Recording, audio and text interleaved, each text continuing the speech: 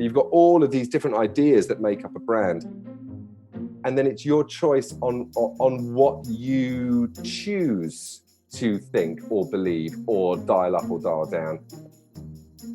That's why brands completely don't really exist. They only exist in the minds of their audience.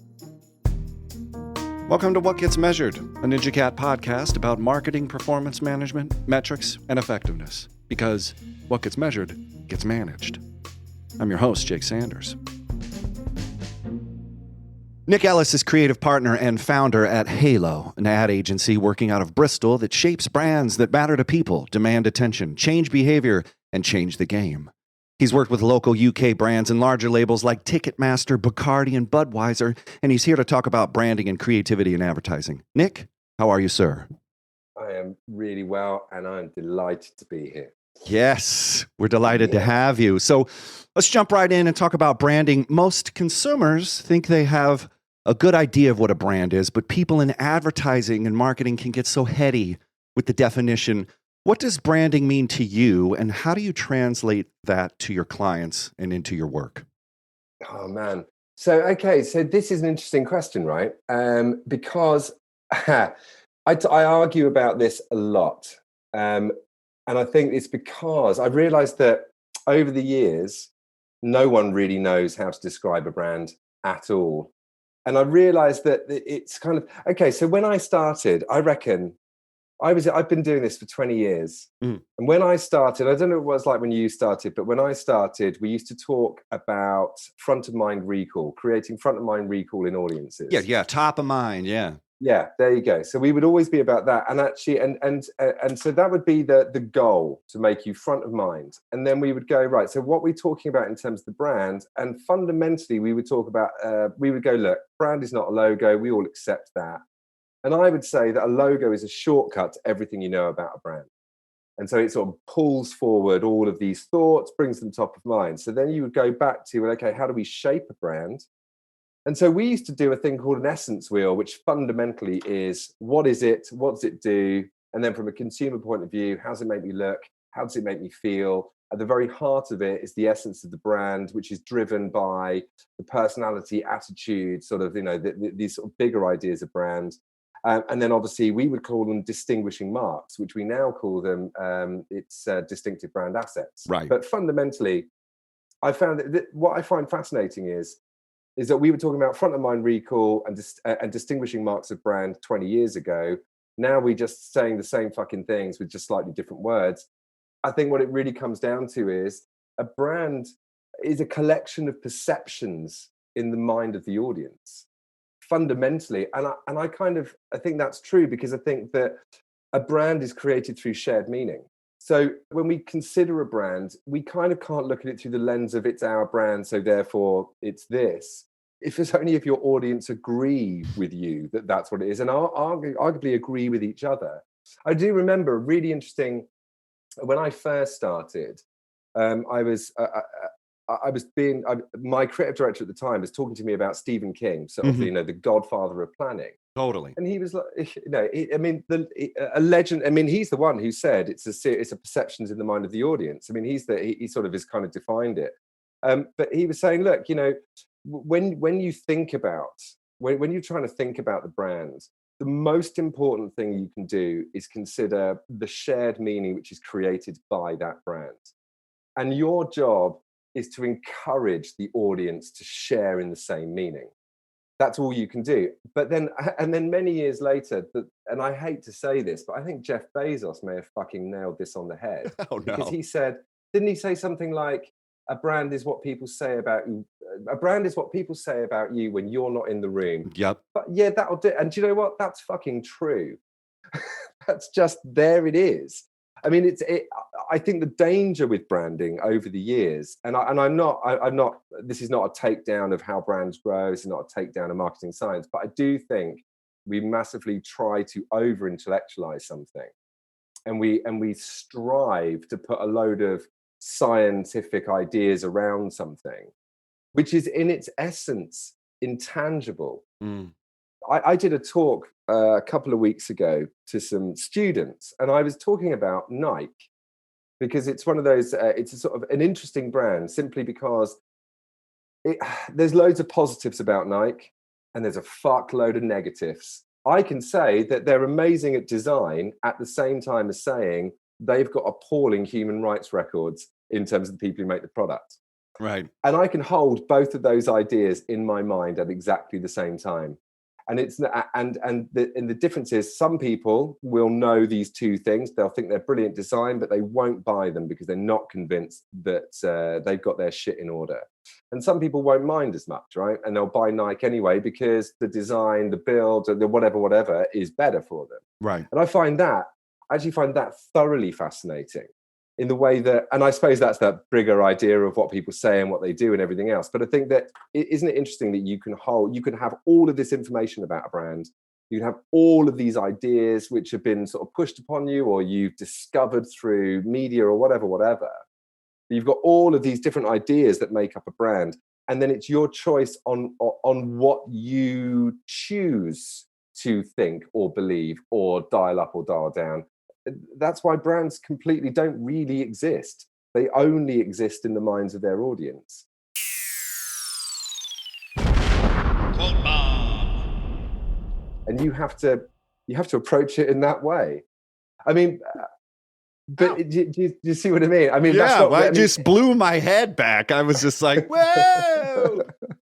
Keep going. If you start there with this basic understanding that the brand is shaped by audience and shared meaning creates brand, then I think you've got a much better understanding of it, because otherwise you think of a brand through an individualist lens, and that is not how a brand is consumed. It is not how a brand is actually constructed or shaped. So, well, I think let's go back to Stephen King and say, right. Yeah, it's... And for the American audience, I just want people to know this is not the horror author, Oh, Stephen King. Who I also love. No, so Stephen King is the godfather of planning. He was he basically wrote the blueprints on planning.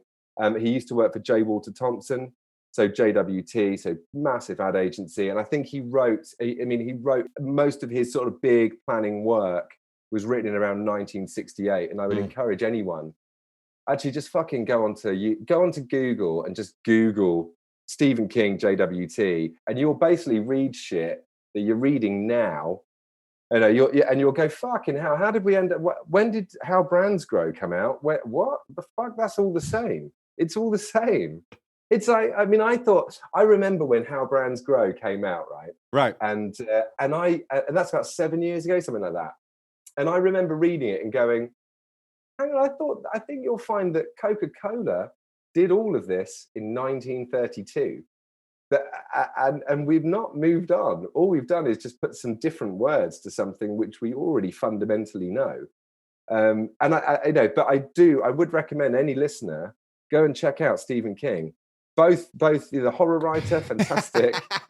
But honestly, I mean, you will literally sit there going, "Fuck! Why has anyone bothered to do anything new?" I mean, because it's bang on. It's really good. Well, and it's amazing how a lot of the tech that's been given to advertisers and marketers has sort of pigeonholed us away from traditional senses of what effective advertising, the role that advertising plays. And so let's move on to the role of advertising in brand building.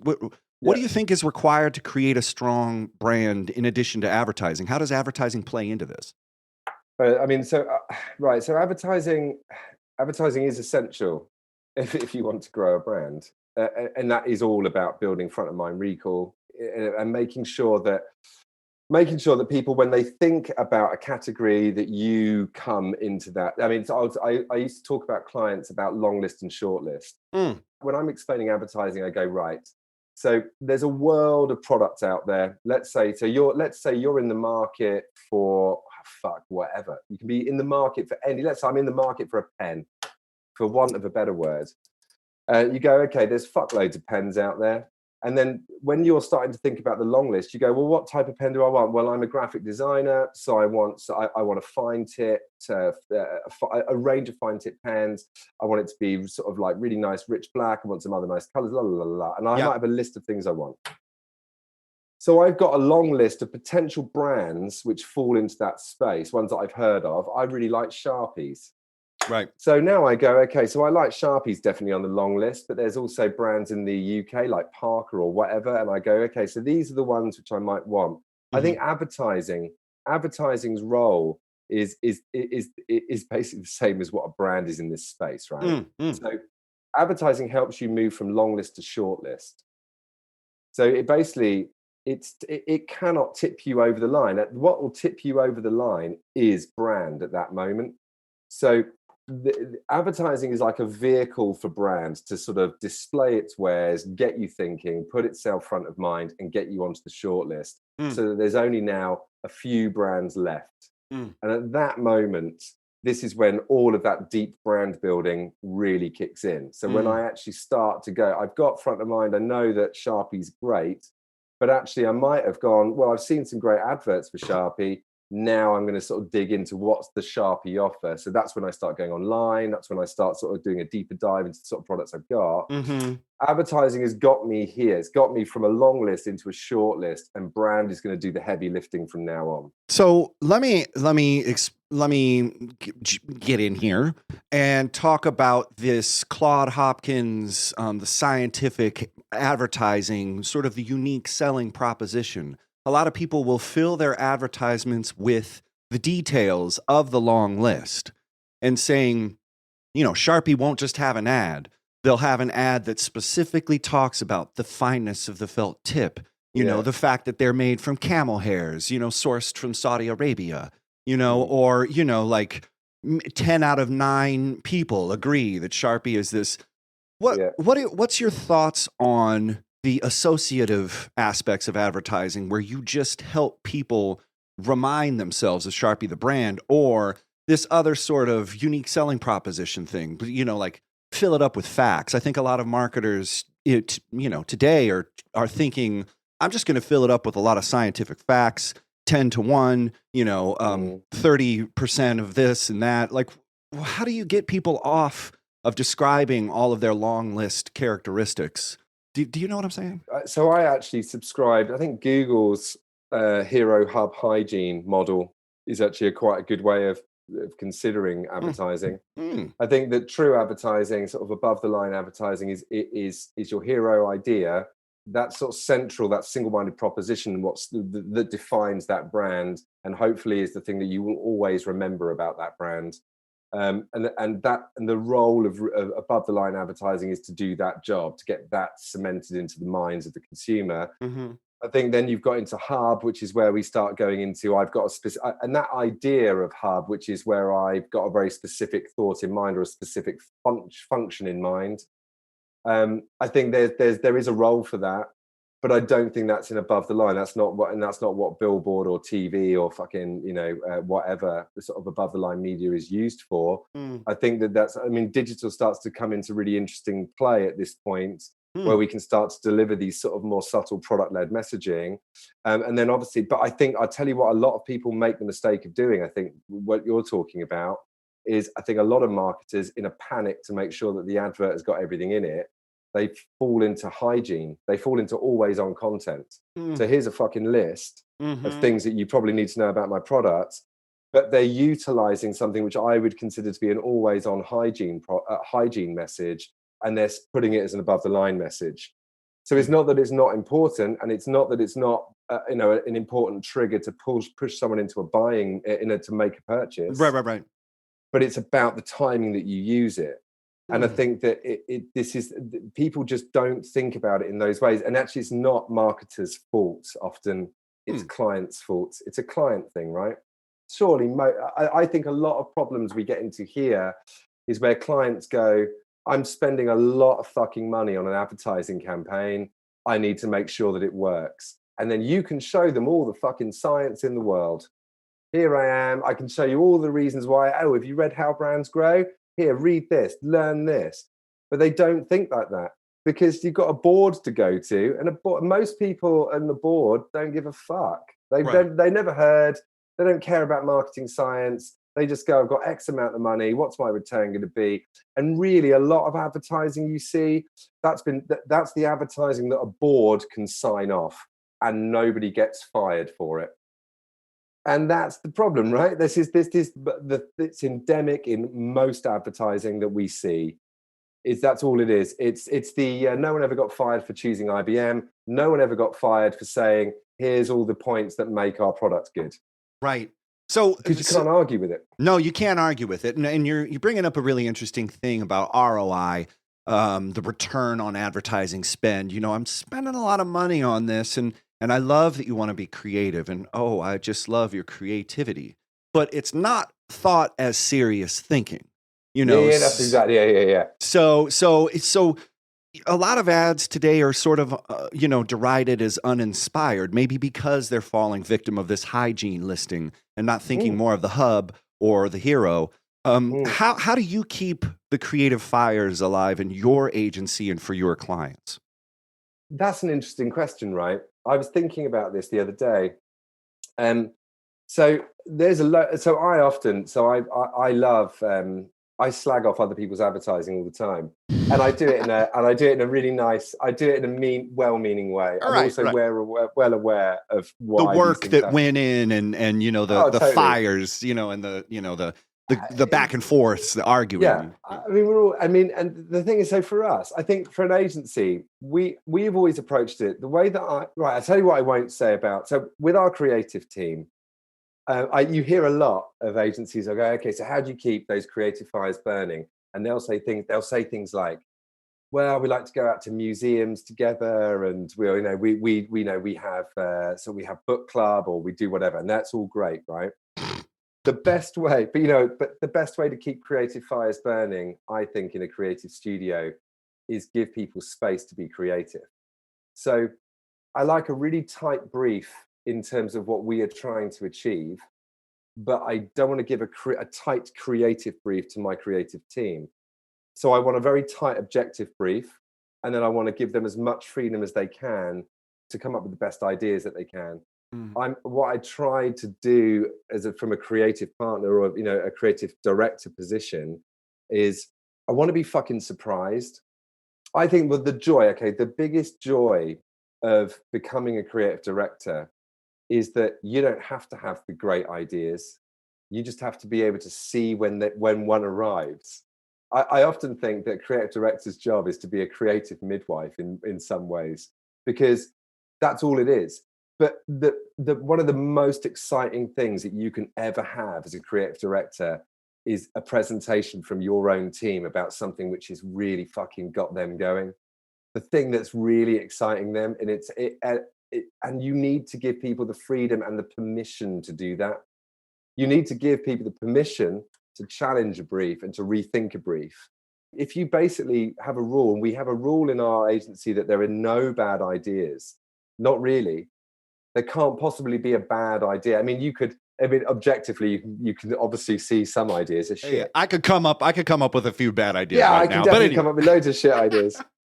But the problem is in an agency, so we like this idea of ideas come from anywhere. And I think that, and I know that a lot of people would criticize us for that. I know people who I really love and respect, like Derek Walker, has taught a lot about this, saying, sort of the worth of the creative team, the worth of creative studio. I don't disagree with him, but I do believe that. So we've got client partners. So our client partners is what we call our account management. Okay. And so our client partners work really closely with clients, and they build these really close, almost native relationships with them. And sometimes they just have insights that we just don't have, and they have the nucleus of a killer idea that they don't necessarily know how to bring it to life, but they might have something really special. So I have a rule of listening to everyone, but with our creative teams, the most important thing that we can give them is freedom. And the other big thing that I like to fight for is time. So if possible, I like to think of myself as a flak jacket. I will stand in front of the client and I will defend the studio's right to time. And I think if you are willing to defend your team and really protect the time that they have to spend, and encourage them to be free with their thinking and to not be afraid of ideas which seem outlandish or seem off the wall, or just seem off brief sometimes. Right. I think sometimes, do you know what? Sometimes the best ideas are people who have gone, fuck that brief. It's this. Do you know what I mean? But It's just but I think it's an interesting dichotomy is that without that brief, you don't know what to fuck off from. No. This is the key, that a really tight brief is so important as a starting block. But you need to be able to give people, I think this thing about, we live in a world or in an industry where we've almost made the brief like this sort of sacred thing, right? It's like this it's like the fucking Ark of the Covenant has come down. And let's be honest, and actually I think that we've kind of created this thing around briefs, and I think we may be slightly wrong about it, because what we said like the brief is the most important thing. If you've got a tight brief, it will tell you everything and la la la la la. Yeah. And then what happens is that often people will go, yeah, the creative is a bit lackluster because the brief wasn't good enough. Right. It's like, fuck off.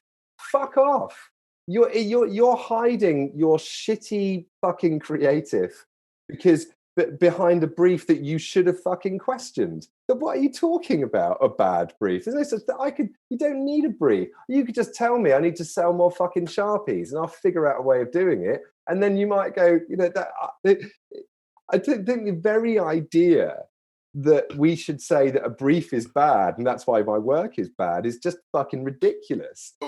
Your job as a creative is to say that's not the right brief, or I can do more with that brief, or fuck that part of the brief off. Let's focus onto this bit. This is the exciting bit. Well, then don't say it's a bad brief. Well, then you said something interesting. Or get with the client partners and account managers and seek more understanding. Seek that nucleus that's shared in between them, because in those back and forths, you may be able to unearth a gem, and you're trying to pull it from the wool of your brain, just like I'm the creative person. And you know what? You might need third-party information that can help you find an inspired way to break out. But if you're never seeking that stuff, particularly from the account managers, I think that's a really interesting part, because, the creatives are just thinking they're Leonardo da Vinci, just struggling in some tower, when you got to get down on the ground and meet the people that you're trying to serve, and you might find something inspiring there.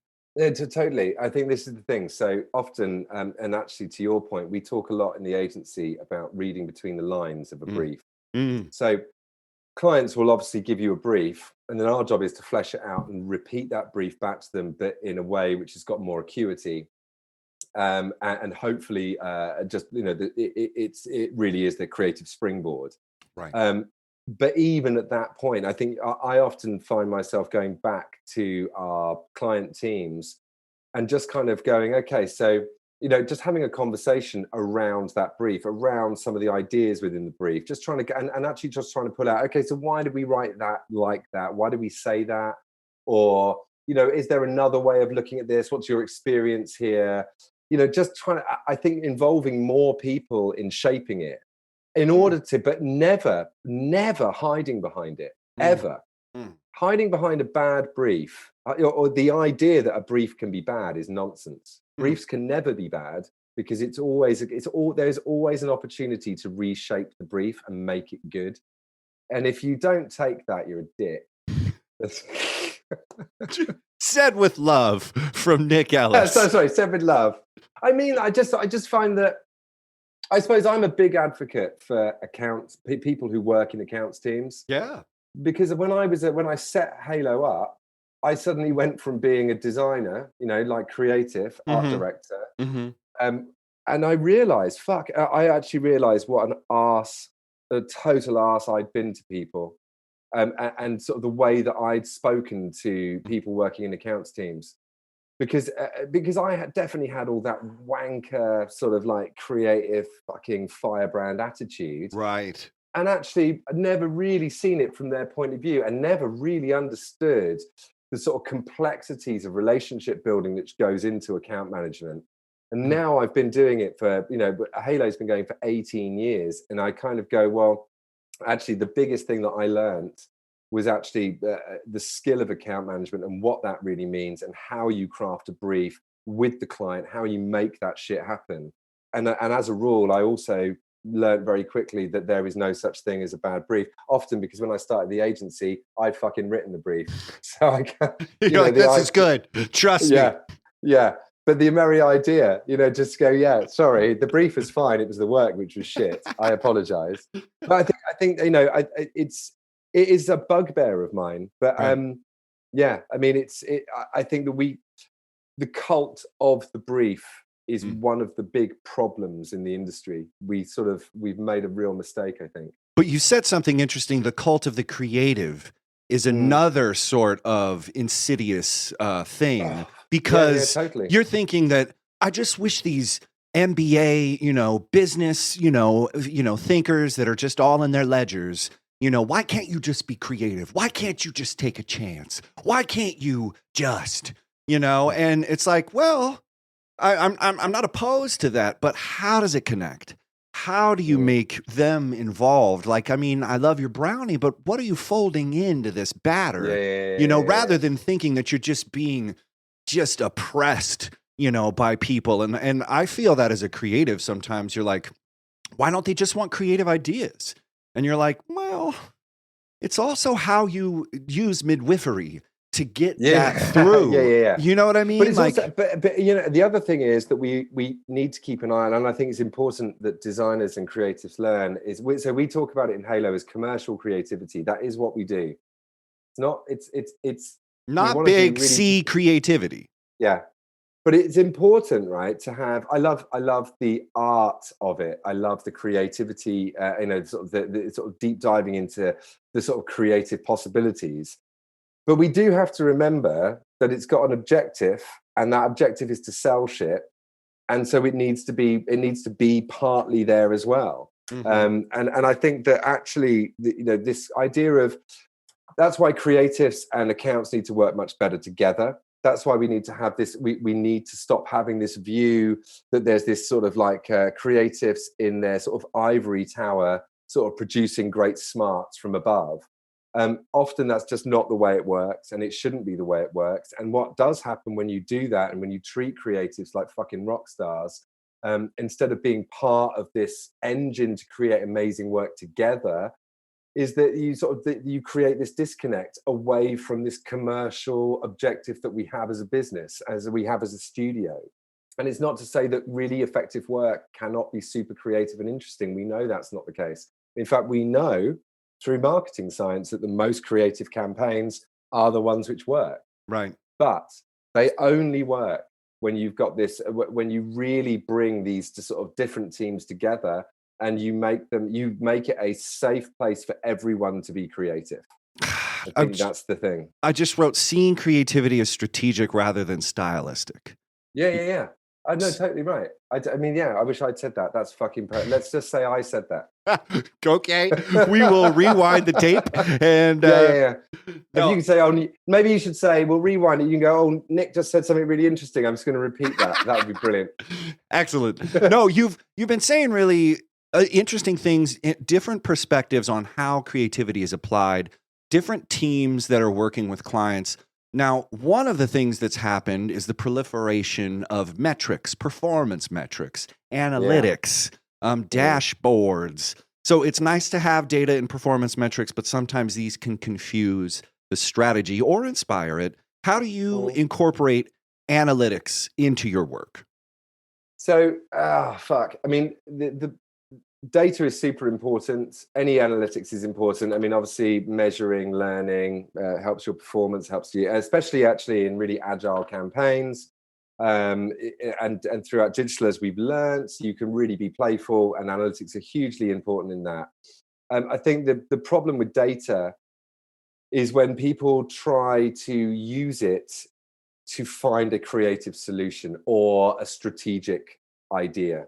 So I think we've always been I always of a belief that you need to have a hypothesis first. The whole point of coming to an agency is that they're going to have smart people who are really into and inspired by the industry that they're in, and have got lots of really fresh thinking to bring to the table, right? How disappointing is it if you go to a creative agency and they wheel out a fuckload of data and tell you that within this fuckload of data, there's probably a really good idea or a bit of an insight. I'm really not the believer of that. I think you have to start with your own hypotheses and go, look, this is what I think is happening. This is what I think is affecting people. This is what I think is a trigger. And then try to arguably the way that historians work. This is a bit of a tangent, but okay, but historians, they come up with a hypothesis and then they look for evidence that refutes it. That's how it works. They don't look for the evidence which proves it. They try to disprove it. That's the first thing they do. And that's you start with a hypothesis and then don't look for fucking data that's going to help you make your case. Look for stuff which is going to prove you wrong. And then within that, then you start to come up with something really interesting. I think that I've seen so much, there's such a wealth of data around. I mean, we do a lot in FMCG, we do a lot of packaging, we do a lot of stuff going into store. And what so I'm not, it's not unusual for me to see, 60 slide deck from, the likes of Kantar telling me, here's a load of fucking really interesting information about how shoppers shop. And it might show you the behavior of a category, right? And I tell you what, that's great, but really you need to think about the culture of a category as well. And you're not going to be able to find the culture of a category just by digging through reams of data. You have to have some thoughts around what drives people in a very different way. And I think you have to start with the hypothesis for yourself. And then you need to start building that case. But that case has to be built by trying to prove it wrong first. And actually, in the proving it wrong, it might not change. You might end up going, yeah, well, I still think this is rich, fertile ground for us to be in. But what you now know is what some big objectives or barriers might be that you're going to use your creative thinking to overcome. But I like to think of it as like, yeah, if you approach it like a historian would approach writing a book on Churchill or whatever, then that's a good way to do it. And then, yeah, looking for data which proves you to be a dick is a good way to start. You know what I mean? I just want to know how wrong I am. But I think that's the problem. We don't do it that way. No. And often this wealth of data that we have, this wealth of information which we can just find, it makes it so much easier just to go, okay, I'm going to build a case based on some choice data that I've picked here, and I'm just going to use it to underpin something, and away we go. Or here's some slides that I've just seen in a Kantar deck, and it looks like when people buy lettuce, they think it's a sea of green, so therefore I'm going to make my packaging red. And it's like, yeah, maybe, but maybe we should just think, maybe we should think a bit deeper about this. Maybe we should think about, that sort of the whole cultural element of that category shop, rather than just the behaviors that we can see through analytics. I just think they are really important. It's wrong to say, I don't want to be one of those people going, fuck data. Right. I use it all the time. We do a lot of primary research. We do a lot of secondary research, obviously, but the amount of primary research we've done, when we did the Batiste dry hair shampoo global packaging work, so it's #1 in the world. And it was really interesting. We had this wealth of fantastic data from them. And do you know what we realized? That's myself and our strategy director, Paul Bailey, yes, who's a legend. Paul. But we were going through all of this, this wealth of data, and it was like, 200 slides of stuff.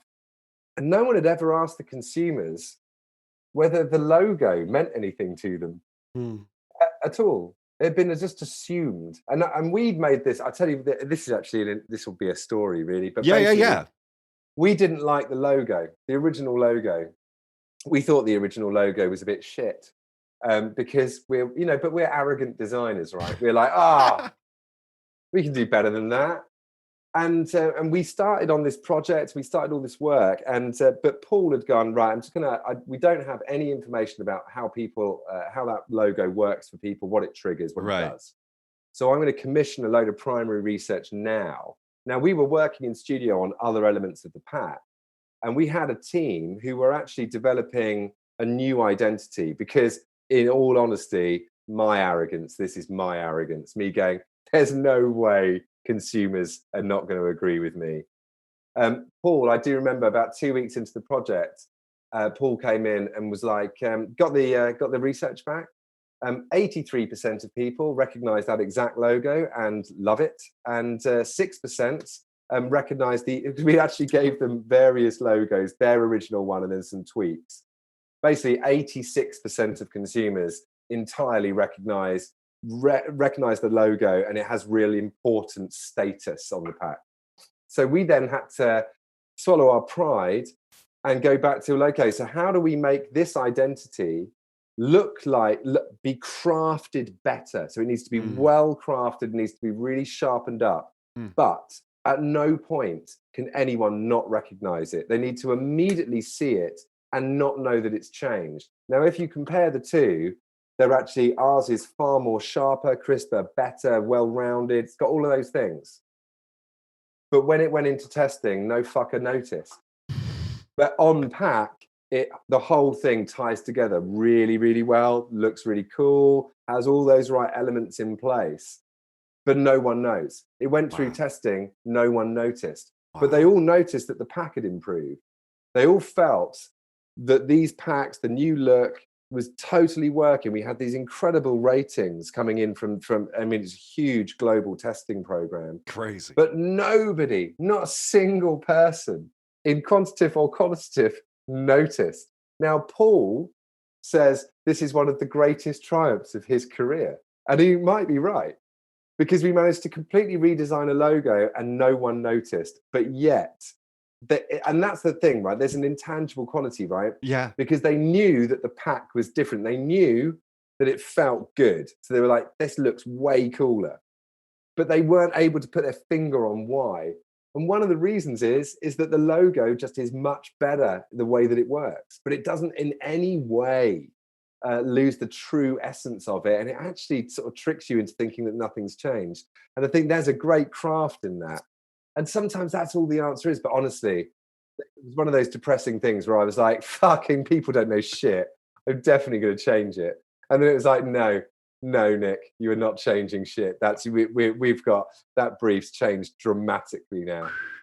But it does happen. You know what I mean? Oh man, what a brilliant story. I can't. Oh, dude, thank you so much. And it's interesting to think where creativity needs to be emphasized and de-emphasized to get that commercial ability, up, and then also the analytics that you need to intake and, sort of ingest. And I think that's a brilliant story. Yeah, I think it's that coming into, so data is so important and asking people is so important. Quantitative and qualitative analysis is incredibly valuable. Yeah. I think that it doesn't excuse you from having original thought. It doesn't excuse you from bringing ideas to the table.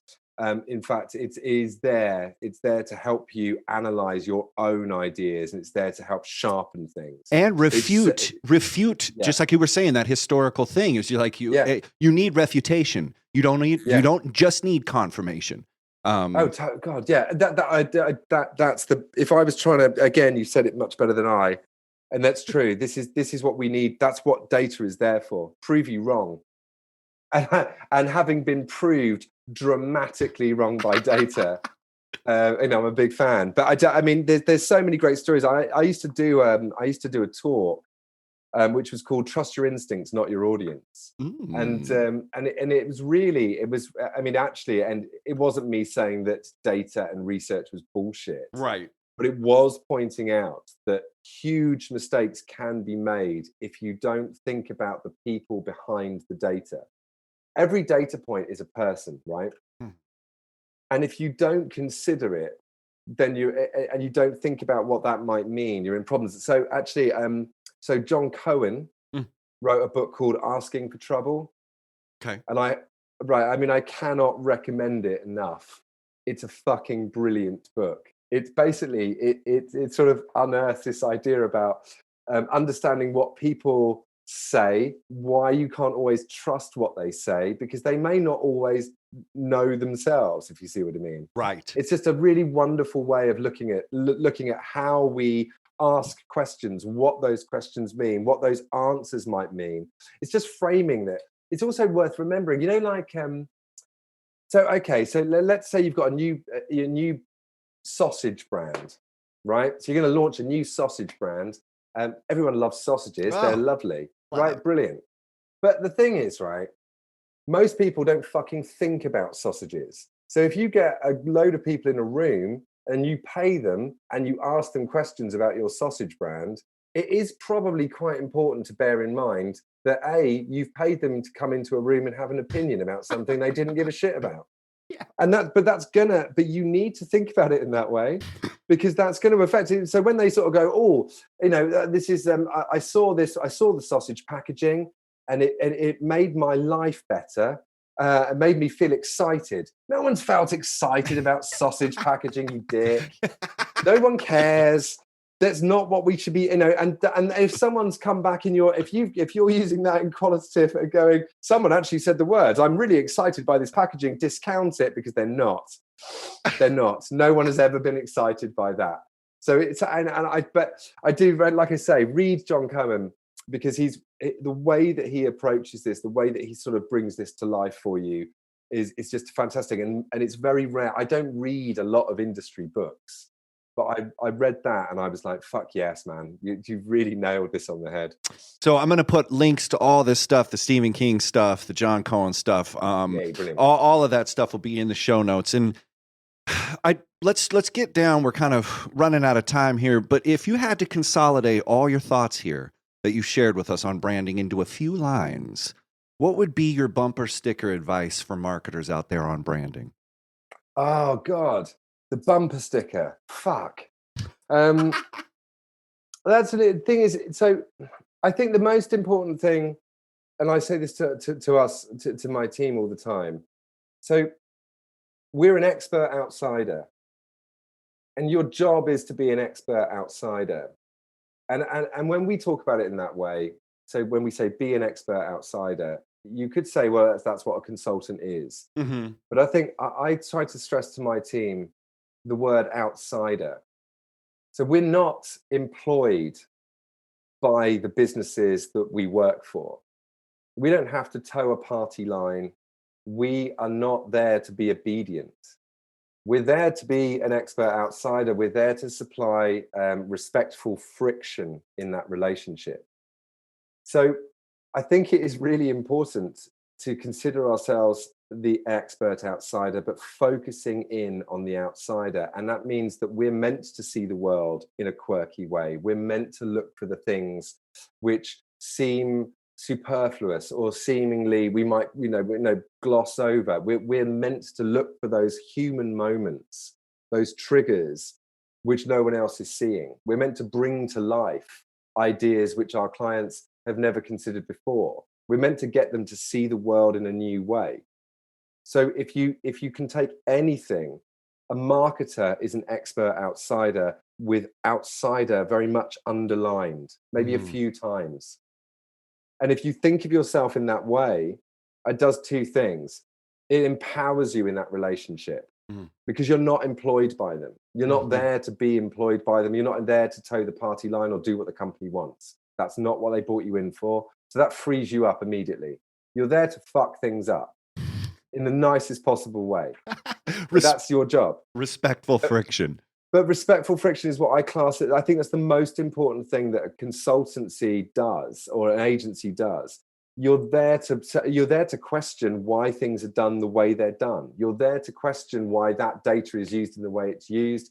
You're there to say, why have we got a long list of this when that doesn't fucking matter? This benefit really matters. This is the thing which is really going to drive your audience. This is the thing which matters to your audience.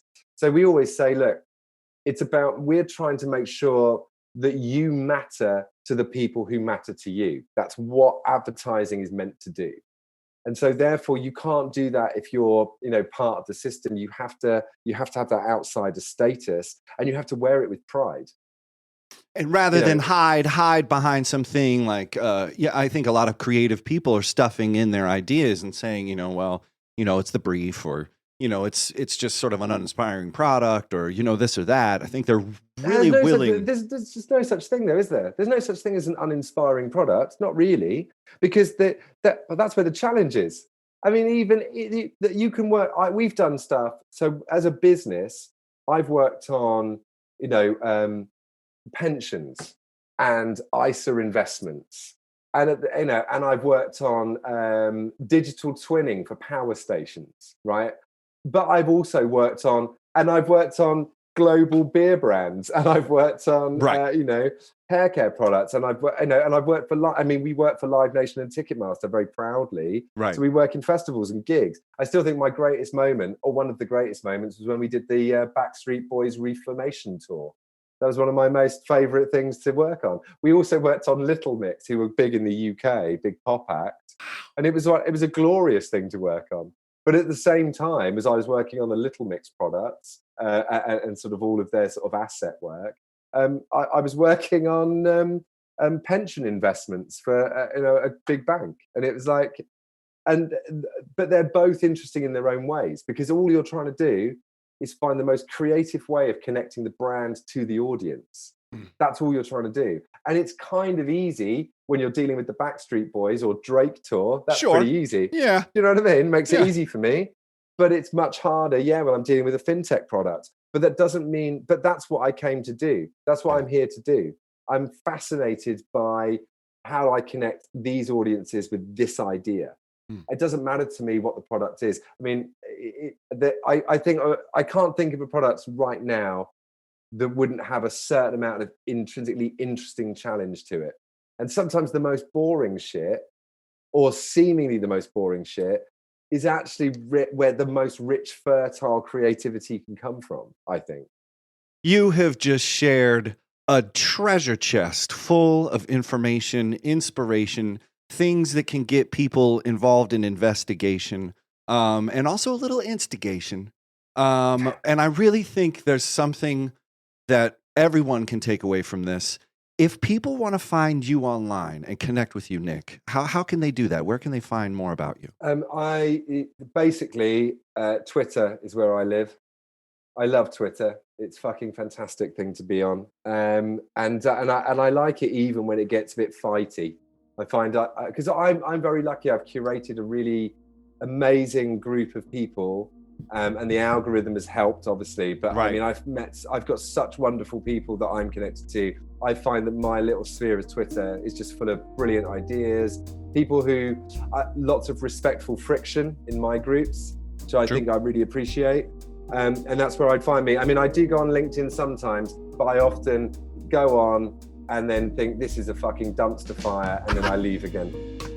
So, I mean, I am there, and you're more than welcome to link in with me on there. But otherwise, hit me up on Twitter. That's where I think is where I live.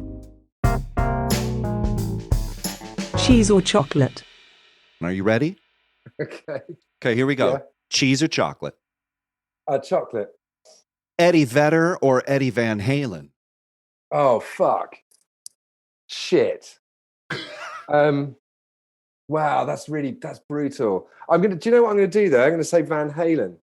I'm going to say Van Halen because, and this is an unpopular opinion, I love Pearl Jam.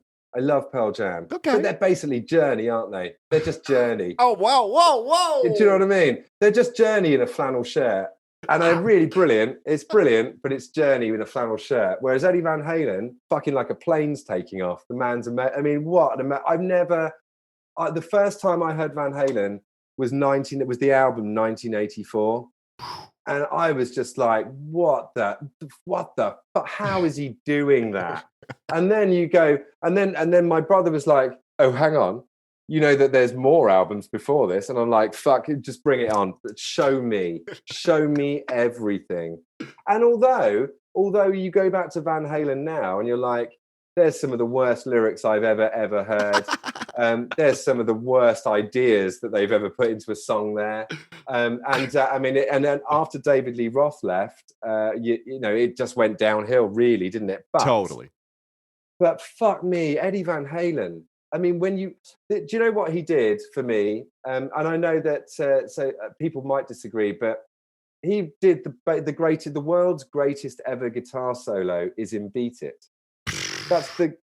I've never, and I still, I cannot, if it comes on, if Beat It comes on the radio or it comes on a playlist, I will stop whatever I'm doing just to listen to the solo. And that's true. That's been true my whole life. It floors me.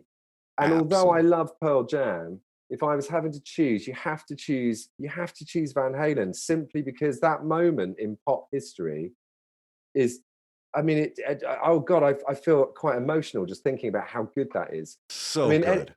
yeah, I mean, don't get me wrong. I mean, Pearl Jam are brilliant, but like I said, they're not. It's fine. Dude, you You said can't enough by compare. calling him Journey in a flannel shirt. I think we're gonna get some hate mail, and that'll be great for us. All right, we got to keep going here. Big budget or big idea?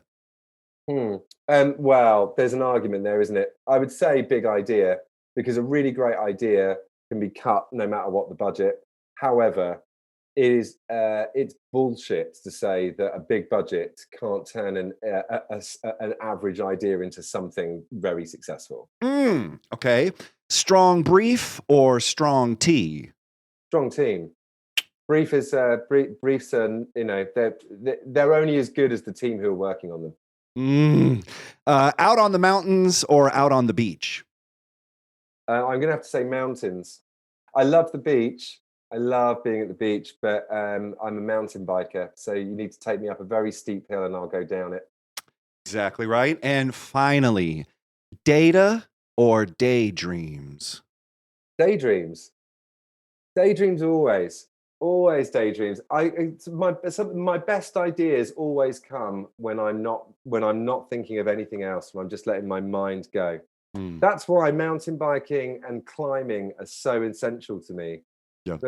Because that's the only way you switch off. When you're doing something which demands your attention, weirdly, you might be thinking about rolling down a very steep hill, but I think it frees your mind from all the day-to-day shit, and then actually it sort of eases the way into sort of this freedom of thought, or these daydream, or these ideas that can pop in afterwards.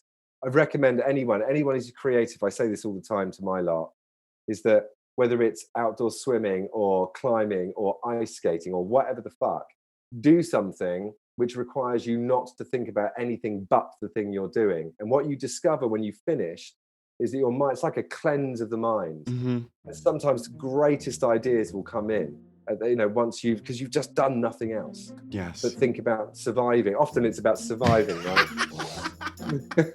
I just don't want to, I need to concentrate, otherwise I'm going to die.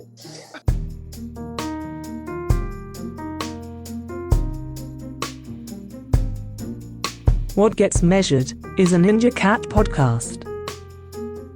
Please rate and review the show wherever you find your podcasts. Share this episode on social and visit us on the web at ninjacat.io.